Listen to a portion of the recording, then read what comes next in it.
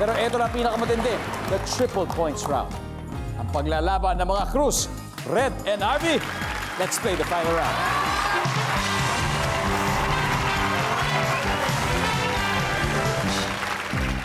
Oho!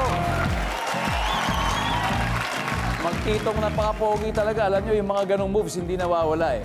Nag-originate pa rin talaga yan sa 80s and 90s. Diba? The original.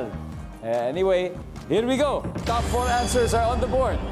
100 lalaki ang sinurvey natin dito sa question na ito. Kung ang nililigawan mo ay isang sirena, saan mo siya yayayain para mag-date? Harvey. Sa aquarium? Ang sabi ni Harvey, aquarium. Wala. O, si Tito Red, kung ang nililigawan mo ay isang sirena, saan mo siya yayayain para mag-date? Sa beach. Sa beach. Nandyan ba ang beach? Top answer. Alright, Tito Red, pass or play? Play. Play. Final round. Okay, tara. Maneuvers. Kuya Joshua, kung ang nililigawan mo isang sirena, saan mo siya yayayain para mag-date? Sa swimming pool? Swimming pool. Para nasa tubig din, di ba? Nasa comfort zone pa rin niya. Oo. Swimming pool. Para pag galing sa aquarium, nadali mo sa swimming pool. Oo. Alright. You John? Sa isla. Sandal Islands. Lahat na nakikita mo, akin yan. Ating paraiso. Para sa iyo, ang paraiso. Di ba? Isla. Wala. Kuya John, kung ang nililigawan mo ay isang sirena, saan mo siya yayayain para mag-date? Sa magagandang resort. Malapit pa rin doon sa talagang habitat ni sirena, di ba? Resort. Wala rin. Alright. Guys, pwede na kayo mag-usap-usap. Okay, Kuya Red? Sa amusement park. May mga pool din doon. Uy, amusement park. Nandyan ba ang park? Wow, sa Ocean Park. Isa na lang. 276 points. Kung hindi natin makuha ito, mapupunta sa kanila yung pagkakataon, masistil nila kung masagot nila ng tama.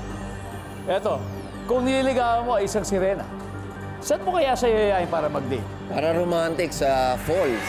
Nung nililigawan ko si Jezebel, gano'n din, sa falls. Pero ang nangyari sa'yo, na-fall siya sa akin. Yeah. Nandyan ba ang falls?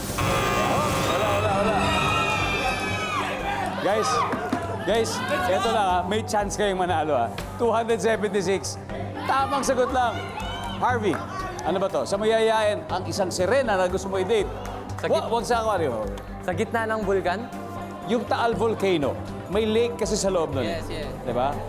It's a lake within a lake. Diba? So, pwede nga yun. Alpha. Ako po tingin ko sa ilog. Jomus. Sa kaya? Siguro sa ano, sa lake. Lake. Sa lake bayside, parang ganyan eh. Lakeside. Oh, lake din, di ba? May gitna ng bulkan, lake, ilog. Alright, Javen, for the win. Isang tamang sagot lang. Kung ang nililigawan mo isang sirena, saan mo kaya siya yayayain para mag-date? Sa Lawa Lake. Lawa or lake? Pag tama sila, nako, makukuha nila ang puntos nito.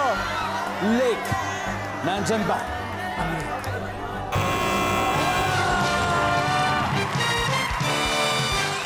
Alright, everybody, tignan natin. Ano ba ang number 4? Sabay-sabay natin tignan. Number 4. Ilog! Anyway, ang ating final score, Maneuvers, 541 points.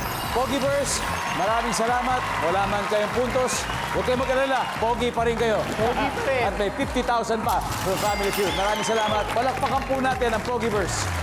At syempre, congratulations, Maneuvers. 100,000 pesos na.